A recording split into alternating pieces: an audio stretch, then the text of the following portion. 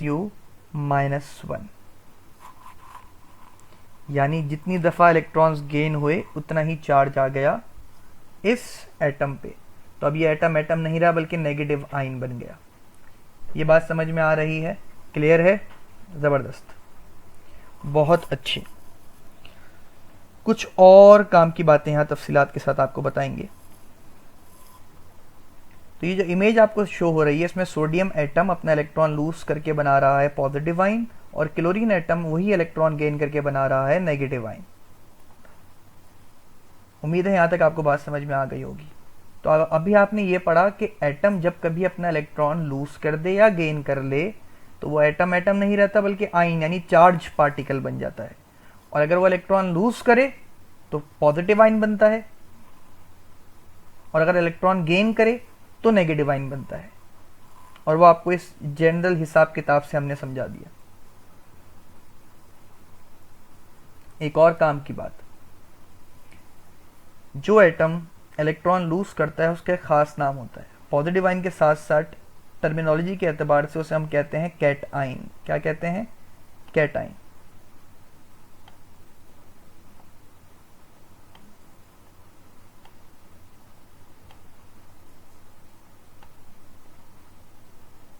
और जो atom electron gain करे और नेगेटिवली चार्ज हो, नेगेटिव आयन हो, उसे हम कहते हैं एन आयन। ये बगैर किसी गैप के लिखा जाता है, एन आयन।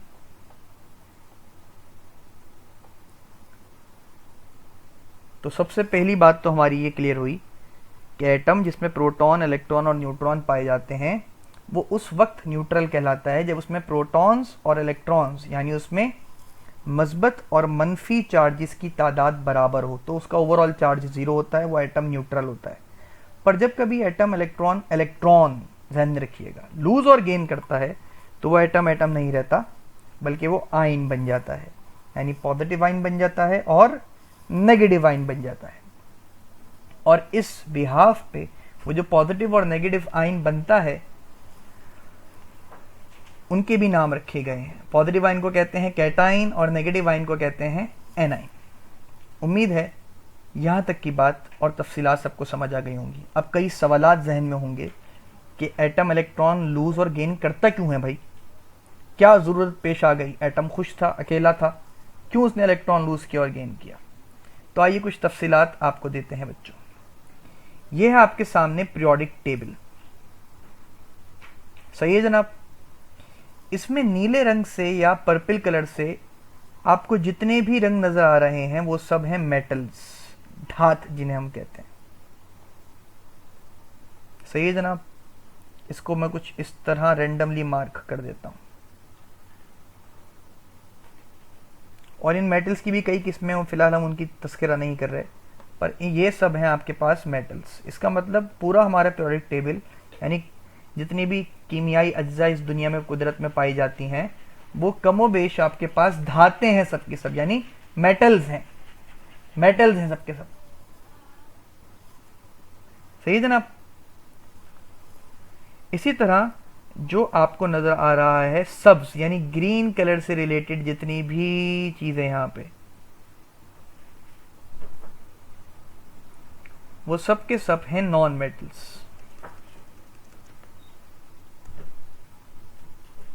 गैर धाती चीजें, ज्यादातर गैसेस होती हैं, ये एक आध दिन में लिक्विड होता है।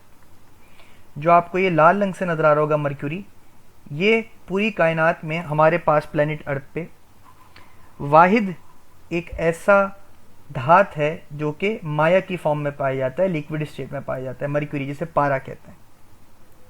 इसी तरह एक नॉन मेटल भी है जो लिक्विड स्टेट में पाया जाता है गैस के बजाय, वो है ब्रोमीन।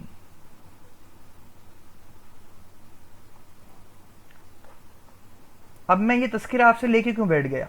जैसा कि हमने कहा कि पीरियोडिक टेबल आपके पास इस दुनिया में पाई जाने वाली, इस कायनात में पाई जाने वाली इंसानों की इल्म के एतबार से, इनकी स्टडी के एतबार से एक खुलासा है तमाम कीमियाई अज्जाओं का, जिनकी रिप्रेजेंटेशन यहाँ लिख दी गई है पूरे पूरे नाम के बजाय।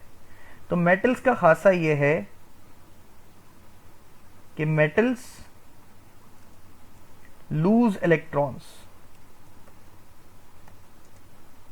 इसका मतलब when they lose electron they will form positive ions,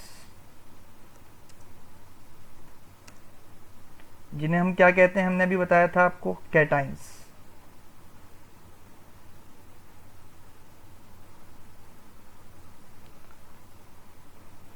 इसी तरह अगर नॉन मेटल्स की बात की जाए, नॉन मेटल्स गेन इलेक्ट्रॉन्स,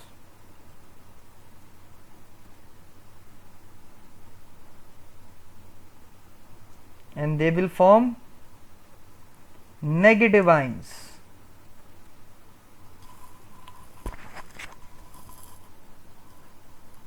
जिन्हें हम कहते हैं एनाइंस।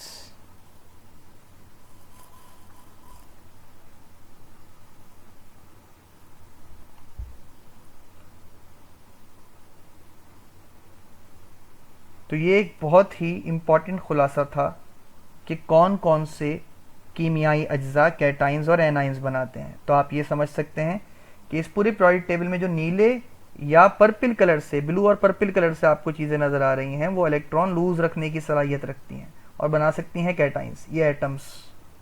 और जो सब्ज रंग के हैं वो बना सकते हैं negative ions, anions, electron gain करने की सलाहियत रखते हैं। रही बात ये आपके पास ब्रिक रेड कलर में जो लिखा हुआ है, boron, silicon, germanium, arsenic, antimony, tellurium, polonium, ये होते हैं ना 3 में ना 13 में, ना ही मेटल्स ना ही नॉन मेटल्स, बल्कि ये दोनों खसलतें अपने पास रखते हैं। And they are called metalloids. Metalloids are the chemical substances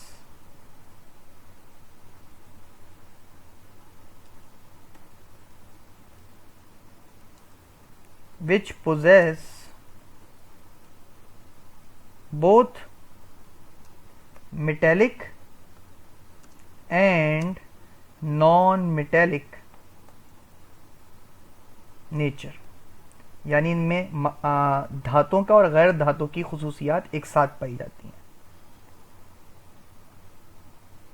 तो मुझे उम्मीद है अब तक आप ये बात समझ चुके होंगे कि कैटाइंस और एनाइंस जो एटम्स कन्वर्ट होते हैं इलेक्ट्रॉन लूज करके या गेन करके रिस्पेक्टिवली, वो इस बात पे डिपेंड करते हैं, वो इस चीज़ पे डिपेंड करते हैं कि आपके पास आया मेटल मौजूद है, कीमियाई अज्जा के तौर पे धात मौजूद है, या नॉन मेटल मौजूद है, कोई गैर धात चीज़ मौजूद है आपके पास। आइए मज़ीद लेसन को आगे बढ़ाते हैं।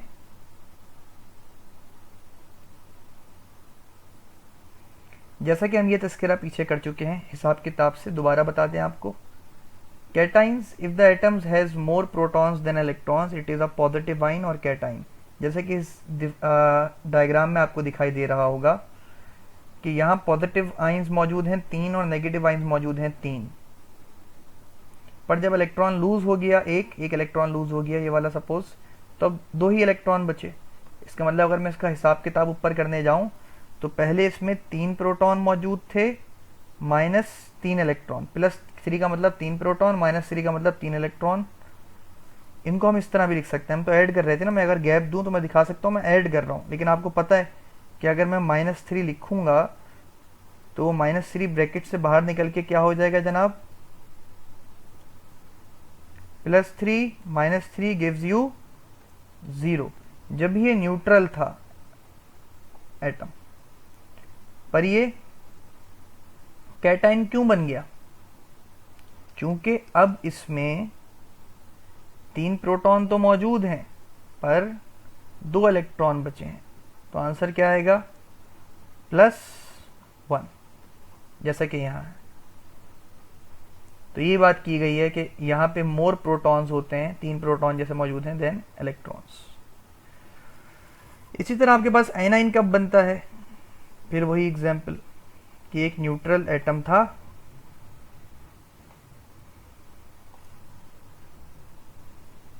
जिसमें 3 प्रोटॉन और 3 ही इलेक्ट्रॉन मौजूद थे, पर अगर वो इलेक्ट्रॉन गेन कर लेता सपोज लूज करने के बजाय, तो क्या हिसाब किताब होता? आइए आपको समझाते हैं।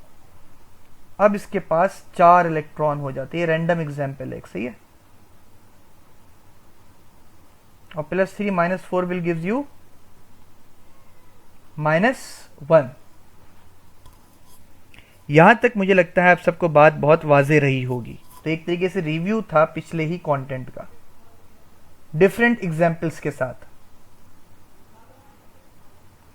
ये एक और एग्जाम्पल दी गई है आपको हाइड्रोजन की,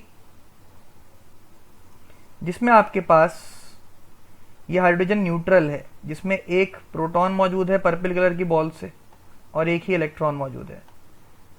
कह रहे हैं अगर ये एक इलेक्ट्रॉन लूज कर दे, माइनस येलो बॉल का मतलब लॉस ऑफ इलेक्ट्रॉन,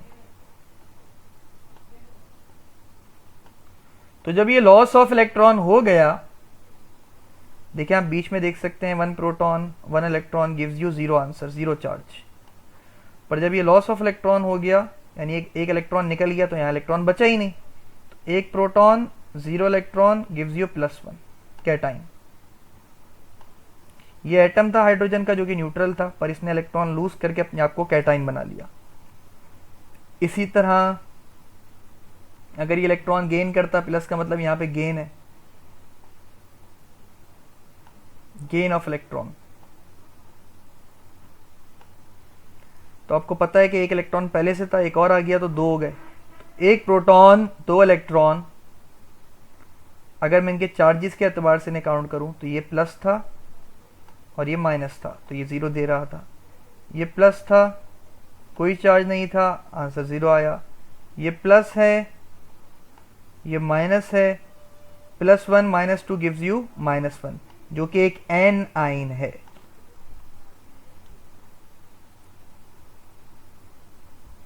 उम्मीद है ये बात आपको बहुत वाज़ेह तौर पे समझ आ गई होगी 2-3 एग्जाम्पल्स के साथ। अब अगला सवाल ये पैदा होता है कि हमारे पास एटम आइंस बनाते क्यों हैं। ये तो समझ में आ गया, आइंस बनते हैं, एटम ने इलेक्ट्रॉन लूज किए, गेन किए, लूज किए तो कैटाइन, गेन किए तो एनाइन। नज़र आ रहा है हमें यहाँ पर भी इमेज में।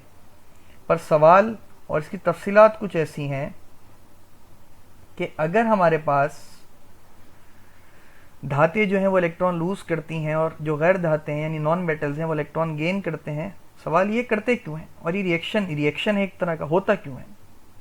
तो यहाँ एक बड़ा वाज़ेह जवाब लिखा है, ions are formed when atoms lose और गेन इलेक्ट्रॉन्स इन ऑर्डर, किस सिलसिले में, to fulfil the octet rule.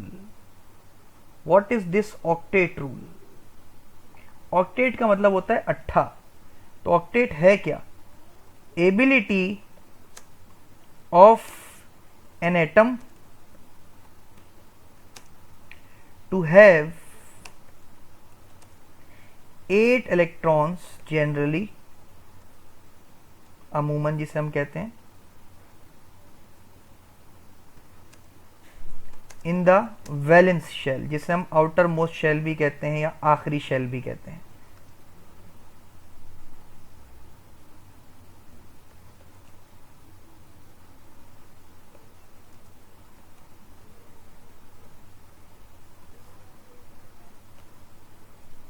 ये था ऑक्टेट रूल। जैसा कि आपको यहाँ गिनवा भी सकते हैं कि अगर आप देखें तो सोडियम के पहले शेल में जो कि गोल दायरा है, इसमें 2 इलेक्ट्रॉन्स मौजूद हैं। इसके बाद दूसरे शेल में 1 2 3 4 5 6 7 8, यहाँ देखें ऑक्टेट कंप्लीट है। पहले शेल में कभी भी ऑक्टेट कंप्लीट नहीं होता, ये बात वाज़ेह रहे। पहले शेल में आपके जहन में सवाल आएगा सर 2 ही इलेक्ट्रॉन्स क्यों हैं, तो इसका जवाब ये है बच्चों कि पहले शेल में सिर्फ 2 इलेक्ट्रॉन्स आते हैं जिसे हम कहते हैं ड्यूप्लेट। और इसकी डेफिनेशन क्या हो सकती है, ability of an atom to have only 2 electrons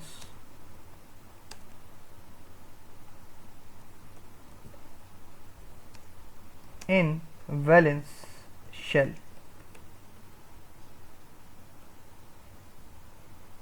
सही है जनाब। तो पहले शेल के लिए रूल ऑफ डिप्लेट होता है, बाकी शेल्स के लिए रूल ऑफ ऑक्टेट होता है। यही वजह है कि जो तीसरा शेल है उसमें भी ऑक्टेट का रूल आएगा, पर सोडियम के इस शेल में सिर्फ 1 इलेक्ट्रॉन मौजूद है। तो सोडियम के न्यूक्लियस में इतनी तवानाई मौजूद नहीं है कि वो अपना ऑक्टेट कंप्लीट करने के लिए यानी अपने 8 इलेक्ट्रॉन्स कंप्लीट करने